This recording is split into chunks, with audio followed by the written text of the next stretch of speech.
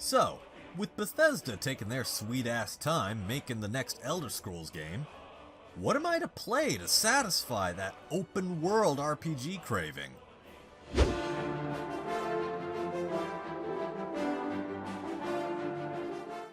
Well, okay. This game came out of nowhere. And I've never played the original, so this actually might be a good experience, and I'm bored with it. I will take the time to experience this game eventually, but it just feels outdated. Not that that's a bad thing, like, the outdatedness has its quirks and charms, but it's just not... I'm not in the mood to play this right now. I need something else. Okay, this is a really good game.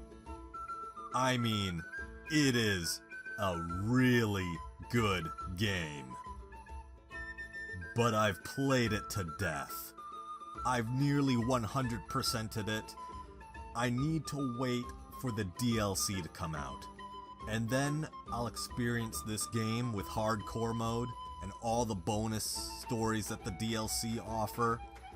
But I've played it to death. I need to take a break. Plus, I want to play something that's a little less realistic. A little more on the fantasy side of things. Like with magic and the like.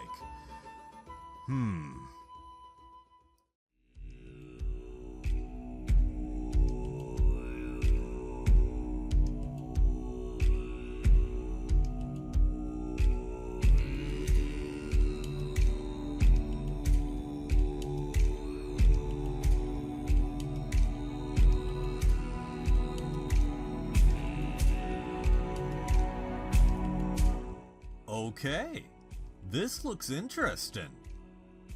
This is Tainted Grail, the Fall of Avalon. What's up, wise ones? This is Doppelrack, and today I'm going to be playing Tainted Grail, the Fall of Avalon. The devs of this game were so generous to provide Savior and me with early access codes to this game so that we may provide our thoughts and insights. And if you enjoy our content, be sure to drop a like here on this video and subscribe to our channel, as it really does help us beat the YouTube algorithm. So become a wise one today. Step into the world of Tainted Grail, the Fall of Avalon, a mature first-person open-world RPG that immerses you in the dark fantasy realm inspired by Arthurian legends. Uncover a complex and branching main storyline that lets you shape the legacy of King Arthur's reign nearly 600 years after his fall. This game is a love letter to open-world RPGs.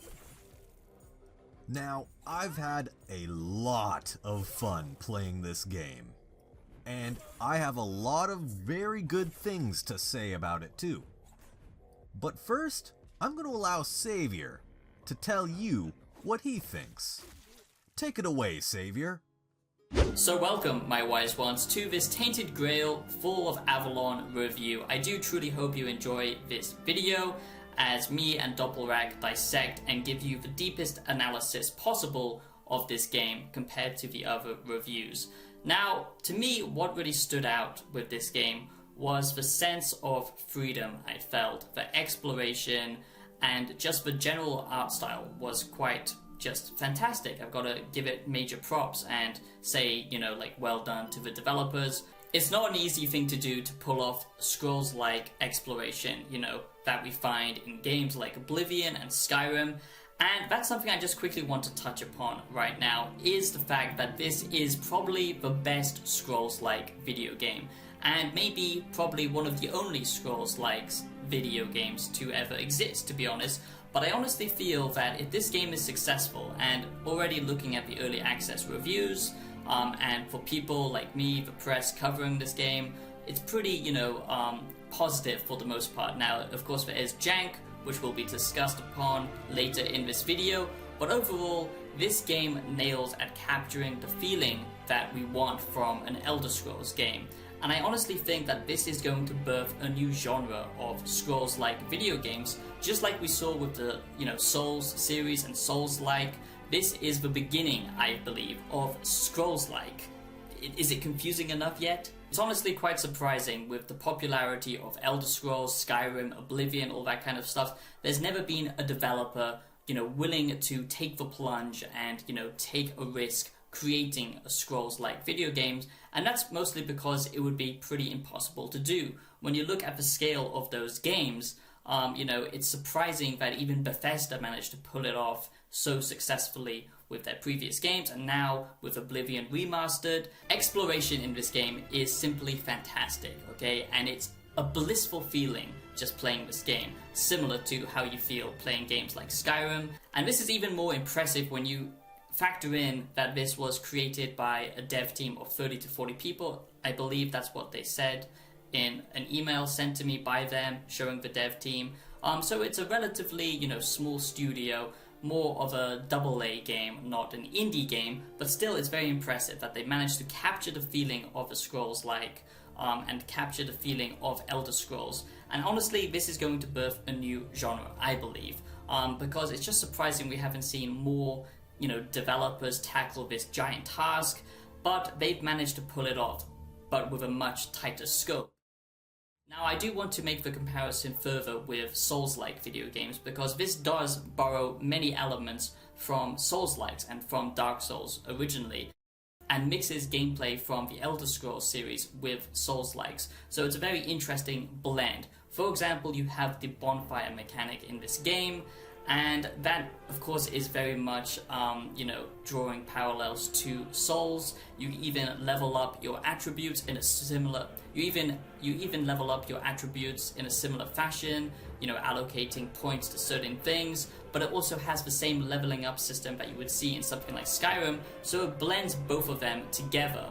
And what's so interesting about this game is it has a similar combat system, similar to Elder Scrolls, but also it draws inspiration from the Souls series. So for example, there is a parry, there is, a timed dodge as well that you have to pull off a lot in this game. You constantly have to dodge around. It's kind of impossible to play this game without dodging around, to be honest. Even more than that, it's kind of a slower paced game where you really have to watch the enemies and their attack patterns to kind of master their moveset before you, take a rest at your bonfire and talk to your Johnny Silverhands over here.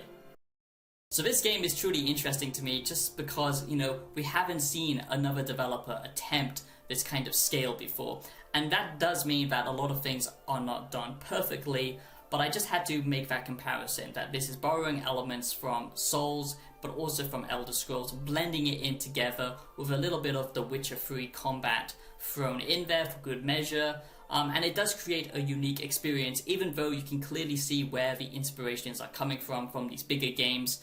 And the fact that it manages to pull it off is very impressive to me. And honestly, this is the perfect point that we need to start discussing Scrolls-likes and, seeing that genre emerge and seeing that genre come into being. Because Bethesda, even though they did all surprise us with Oblivion, we've got to be honest and take a look at what's happening with that company and that developer. We need more games to fill that need, and this is exactly what this game does. For die-hard fans of Elder Scrolls, and especially for fans who love both games, like me, Elder Scrolls and Souls. This is a very nice blend of both. If you want Elder Scrolls but with much more challenge, then I think this is definitely going to fill that need for you. And I'm sure there's going to be tons more videos of me gushing about why Souls is incredible. But with that game being so successful, of course there were going to be, hybrids. There were going to be remixes of that gaming experience, and that's how we got the Souls-like formula, okay? And it's just surprising that this is probably the first true game that copies the formula, the DNA of, an Elder Scrolls game. But what I like about it is it's not simply a copy. This has definitely got its own unique flavor, its own unique ambience, and just atmosphere and even gameplay systems. Even if it is borrowing ideas here and there from other games, it does stand apart, and it is truly a creative, fresh image. I know everyone's gushing about Oblivion right now, but honestly, it's nice to actually play something completely fresh that does feel modernized. Even if it does feel dated at times, it is still an updated version of Skyrim that I think we've all kind of wanted for a long time, even if some of the aspects aren't, of course, as good as something that we would see in a Bethesda game, like world exploration and, storytelling. And I just want to encourage developers to borrow ideas more from these big projects that they can actually add their own flavor to, because honestly, this genre should exist. And I do believe that this is the first and best Scrolls-like video game to ever come out. So as Xavier mentioned, yeah, there's a lot of comparisons to be made with Skyrim. It's pretty clear where the devs got their inspiration from. You got the classic trio: health, magic, and stamina, straight out of the Elder Scrolls. But here's where they start to branch off. Unlike Skyrim, this game adds a dodge and a parry mechanic, and you're gonna need them. You can't just eat hits like the Ebony Warrior. This game is tough. Every strike counts, and a single mistimed parry could be dire. Though, of course, you could just go the stealth archer build, right? Is that OP here? Yeah, it is. You also get access to a plethora of perks. There's a lot of room for you to shape your build, and it goes beyond just pumping stealth damage and critical damage. For my playthrough, I went with the assassin route. But of course, like stealth archery is OP, I wanted to keep myself open and give myself some close quarters capabilities. I found this nice rhythm of hit and run tactics. Dash in, hit the guy, apply that bleed and poison damage, and then dash out before he gets a swing off on me. It really felt fast and deadly and satisfying. And it's builds like that show that this game just isn't another reskin of Skyrim. It's got its own flow and tempo, and it'll reward you tactical approaches. Now, obviously, there is no dragon shouts in this game, so that means you just can't Fus Roda. Instead, you are granted a fragment of King Arthur's power. And what do you get? Do you get the legendary sword Excalibur? Do you get his divine favor? No, you get Sandevistan.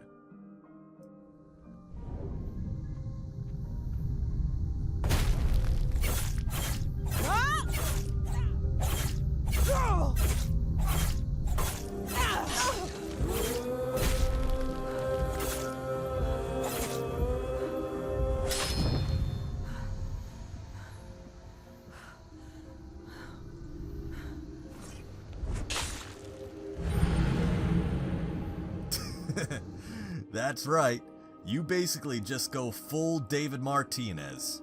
Time slows down, and you can just unleash a barrage of attacks on some unsuspecting motherfuckers. It's really fun. The devs really nailed the gameplay of this game. I'm not going to regurgitate Doppelrack's points, I just want to mention a few things that I found very interesting. First of all, I want to touch upon enemy variation. There is a good amount of enemy variation. The NPC behavior is a little bit clunky, as Doppelrack has mentioned, or will mention, I should say. Fuck. The NPC behavior can be a little bit clunky, which I'm sure Doppelrack will address as well. But the overall combat is just great in this game because there's so many different playstyles that you can, play around with in Fall of Avalon, different builds and stuff like that. But one thing that really stood out to me is how each enemy, it might be a simple bandit camp, or it might be these kind of feral ghouls, these drowners that you find kind of in the coastlines and stuff like that, on the beaches, and I love fighting them.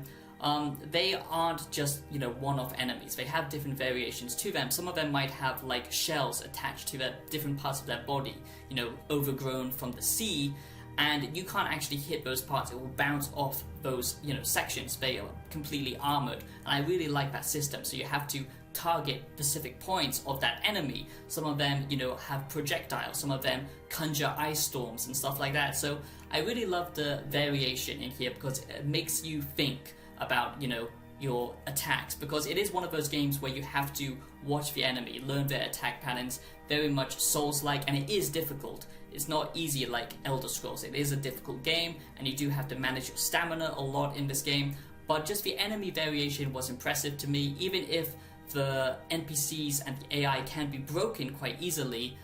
The fact that there's enough variation allows the gameplay to feel fresh every single time, and especially with how many different ways you can interact with that combat system.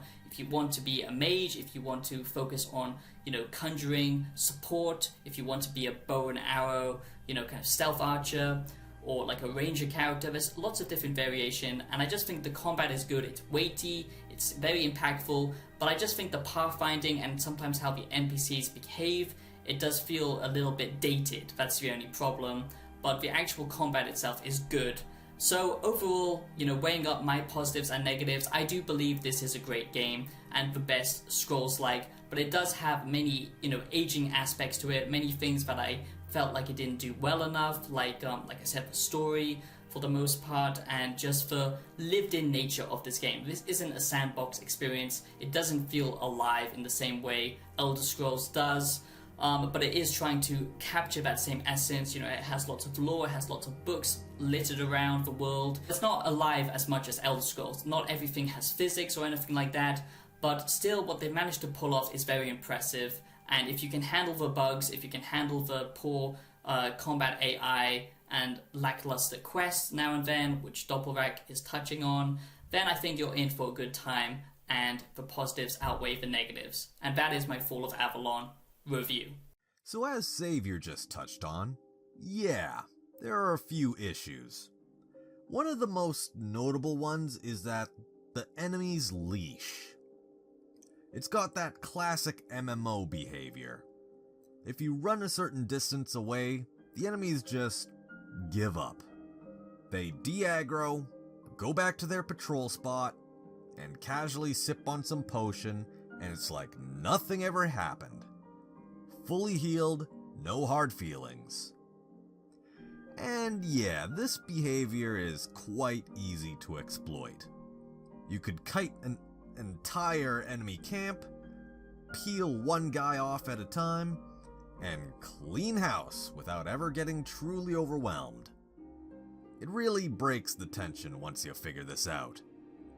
But one mechanic that I leaned hard on, maybe a little too hard, was the cheat death perk. It's basically a dead ringer. When you take lethal damage, you go into stealth mode. You turn invisible, and you have a few seconds to get out. Get out of jail free. Sounds awesome, right? Well, it can be. But the second it triggers, all enemies leash, including bosses. Yeah, that means a whole boss fight can reset. Fully healed, and you gotta start it again. This can be really annoying when it happens. And the real kicker, this game loves to autosave the moment that this perk activates. Yeah, this can be beneficial, but what if a projectile just happens to be heading at you when the perk activates? Yeah, I've lived through some terrible things I'd rather not remember. So thank you, Doppelrack, for those amazing points that you just made. You're much smarter than I am, I guess, when it comes to gaming. But let's now discuss the art style, the vibe, the tone of this game, because that's something that, makes a game special. Not just the core gameplay mechanics, but also the aesthetic, how it makes you feel, what it just awakens inside of you when it comes to your own imagination, for storytelling, all of that kind of stuff. Let's discuss that. So first of all, I want to say that the music in this game is goddamn incredible, okay? The music in this game has moments of being up there with something like The Witcher. It's this nice combination of this kind of Tibetan, Mongolian throat singing mixed in with kind of Northern European, ancient kind of Nordic tracks and these kind of grand moments throughout the game, and then some more lighter songs, kind of strewn, and then some more lighter, relaxing tracks in the game as well when you're out exploring in the world. And the combat music as well is very nicely handled, and it gets you pumped and ready for a fight. So they've really nailed that aesthetic, okay? And I do want to quickly touch upon the graphics, because the graphics in this game are quite bad, okay? I don't think that it really looks like a 2025 game. Yes, it's a AA game, so you have to excuse it for the graphical fidelity, but graphics aren't everything. And I'm so tired of everyone being super, concerned about photorealistic graphics. Photorealistic graphics will only take you so far. What's more important is the art style, and they've nailed the art style here. That is the most important thing. That's what is going to keep this game, kind of ageless for a long time. When you step into, these ethereal realms, when you're literally stepping into these metaphysical realms and speaking with God himself or King Arthur, the places you see are truly incredible. And it does look like a painting come to life. Also, the environmental design when you're out exploring, it's very, very nicely done. Night sky sandbox, that's where I truly feel the inspiration and that they've nailed that kind of Skyrim feeling, especially at nighttime. These grand structures. It's got a really interesting blend of this kind of European medieval kind of aesthetic, but then tying it into much more of a fantasy blend as well, but not so heavily influenced by, like Vikings and stuff like that, but lots of different cultural, kind of architecture, but mostly Northern European and that kind of Dark Ages kind of aesthetic, but it has something about it, like this overgrown kind of feel to it, and just like, I don't know, it just looks incredible. The lighting is very nice, and the structures are massive. It kind of takes your breath away, like something you would see in Elden Ring, much more grandiose, and kind of over the top, imagination of what a medieval world would look like, where it's actually not really practical, but maybe something that we would see in Lord of the Rings or something. And I just really have to commend the art style, and it really captures that sense of adventure. Now that brings me on to my next point, which is the exploration in this game. I think they nailed that, okay? I think that the exploration in this is just incredible. You'll always be rewarded just by, looking around the place and letting your curiosity take you. And that's the whole point of a game like this. That is why everyone loves Elder Scrolls. It's that sense of adventure, of just going where you want and letting your curiosity take you there and find something interesting. Usually it's a, loot chest, and you can find, armor, better weapons, or just some gold and stuff like that. So nothing crazy, but it does always reward you, even just going around the coast area. That's what I did to begin with, looking under the water, you will find some interesting stuff. So every place has an interesting side kind of exploration path to go down. Some even require like a little puzzle to figure out, a little riddle that you have to do, or it brings on a quest itself when you enter a location, a dungeon or a castle. And that's something that Bethesda recently failed at with something like Starfield, and many people were hankering for, and now sadly they've got it filled with Oblivion Remastered, which is a good game, but it is an old game. This is, fresh, and it's kind of a bad timing for both Skyblivion and this game, but there you go. It does actually have that gameplay loop and cycle that you would see in something like Fallout. Also, the story elements in this game very much borrow elements from Fallout 4, where it's an interactive cutscene, so you will have a character talking to you, explaining stuff as you go down this kind of memory lane type metaphysical dimension, where you're talking to higher dimensional beings and stuff like that. I can't say that the story itself is as interesting, because a lot of the characters fall flat to me, but this is truly an RPG, okay? Choices matter, your words actually have consequences, actually have meaning. There's different branching paths. Some conversations will actually be blocked off unless if you have that skill level unlocked, you know, like persuasion, intelligence, stuff like that. So it's a true RPG, and that's again something that we haven't seen Bethesda do in a long time, and even better than Skyrim in that regard. So there's so many things here that I really do love, but the exploration is just so well done because it triggers quests and it lets you explore and find interesting things. Even if always the quests aren't as interesting, the sense of discovery is there, and that is what's peak about Fall of Avalon, in my opinion. I won't say that the story really makes you examine yourself. That's something I really love about Bethesda games. And if you know anything about me, I'm not going to go on a whole tangent, otherwise Doppelrack will get angry with me as we are co-hosting this review together. But I'm a huge Fallout fan, as you probably already know by now if you're already a wise one. If not, what are you doing? Subscribe, become a wise one. But Fallout, what I love so much about it is the idea of, you know, the philosophical nature. What I love about Fallout so much is that each faction represents an actual philosophy, a worldview, okay? You know, different viewpoint, a different perspective in which we interact with society. And that is why Fallout is so special to me. I've made a whole video breaking down the philosophy of all of the Fallout factions. And, you know, Bethesda games are special because they allow you to become a character. They allow you to be the person that you want to be in this world.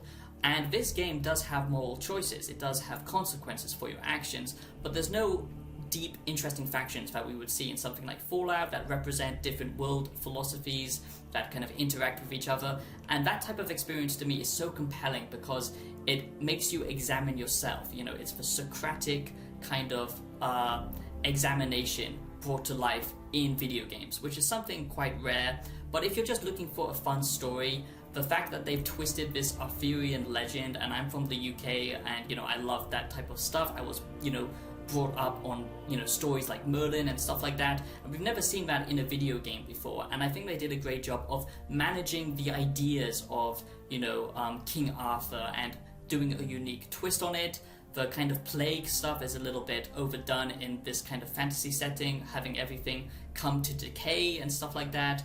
But still, the overall ideas are interesting, but I just think that they kind of failed with the characters. A lot of the characters are very much kind of one note and very much act as an NPC would act. Not much emotion delivered through the voice lines and stuff like that. Obviously, it depends on the character, but the overall story is interesting. But when the story itself is interesting, but the actual narrative itself, without ever having a cohesive, you know, like plot line or point to it, that's where it can feel a little bit frustrating. So just let that be known. The ideas are good, but the story itself might not be interesting for some of you. So that's what I wanted to touch on with the story. So the story, well, it's pretty intriguing. Basically, it's been 600 years since King Arthur's reign. And the kingdom? Well, it has not aged gracefully. The land is fractured, lawless, and on top of that, there's a strange, maddening mist that covers the land when night falls. You don't want to be out adventuring at night, because this mist will swarm you with spirits, regular enemies become unpredictable and empowered, and every now and then, this unkillable specter will appear, and it will find you, and it will kill you. You can't fight it, you can only run, that I know of.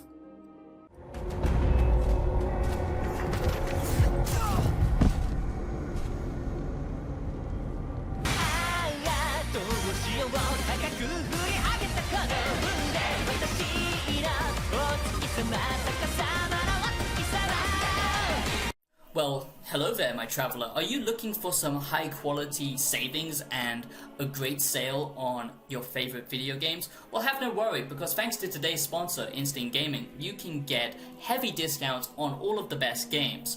Tainted Grail for Fall of Avalon At the moment it's out of stock, but it will be available on Instant Gaming, and trust me, you should get it here because you will get a huge discount when you do. And if you want to play something in the meantime, Instant Gaming has you covered. You can get all of the latest games like Days Gone, the DLC for that. You can get Oblivion Remastered at a 22% off with a heavy discount right now, thanks to Instant Gaming. Basically, Instant Gaming has all of your gaming needs covered in one single place. You can get subscriptions here. You can get, credit for PlayStation, Xbox, Game Pass, even some Nintendo games. Deep sales on, some of my favorite games. For example, Vampire. It's a game I absolutely love, a game I will talk about, one of my favorite RPGs. You can get that at 81% off. The same thing with Star Wars Outlaws, I just talked about that. You can just get huge sales with Instant Gaming on any game. Use Instant Gaming because there's always a massive discount. Every game has a discount on this website. That's what's special about it. And you can always rest assured and trust it. As you can see, the Trustpilot is very high with almost 1 million reviews at this point at 4.7. It's not a grey marketplace whatsoever. They are, authorized resellers. And I only use Instant Gaming now because it just saved me so much money. The layout is just simple and easy to use. It has a great community here, and honestly, I just love the design and the kind of simplicity of this game, depending on what you're looking for. For example, I love RPGs, so we can check out some heavy discounts on all of the RPGs. So use Instant Gaming if you're a wise one to save some money. Just use my link down below in the comments, in the pinned comment. And thank you so much for watching and supporting the channel, my wise ones. I really do appreciate it, and I hope this gives back to the community and you can enjoy playing some games with a huge saving. And let's get back to the video. Quit chillin', Savior. So anyways, Tainted Grail, the Fall of Avalon.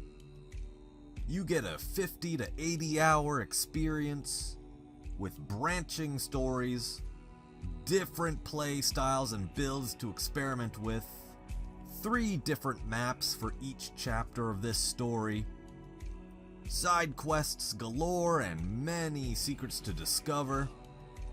The Scrolls-like genre is hard to replicate, but these guys here, they did a very good job.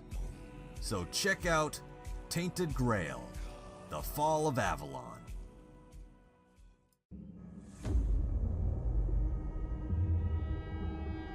The all-consuming Red Death. 600 years ago, King Arthur led the Great Escape from the homelands, where our kingdoms were ravaged by the plague. Leading people to Avalon, he started the Age of Conquest and took the island from the Four-Dwellers. Using the mysterious powers of Menhirs, together with Merlin, they cleansed the land of the weirdness, a primordial force of chaos and possibility. But now, long after the death of the king, Camelot is in shambles as Avalon fractures into chaos. Old legends are gone, and the weirdness is creeping back into our lands. The bleeding heart of the plague has started beating once more, and the Red Death has returned. Rulers of the island asylum, an order of the Red Priests, are desperate to stop it by any means necessary. Rotting in one of their cells is a stranger who might bring a spark of change to this cursed island stuck in everlasting autumn.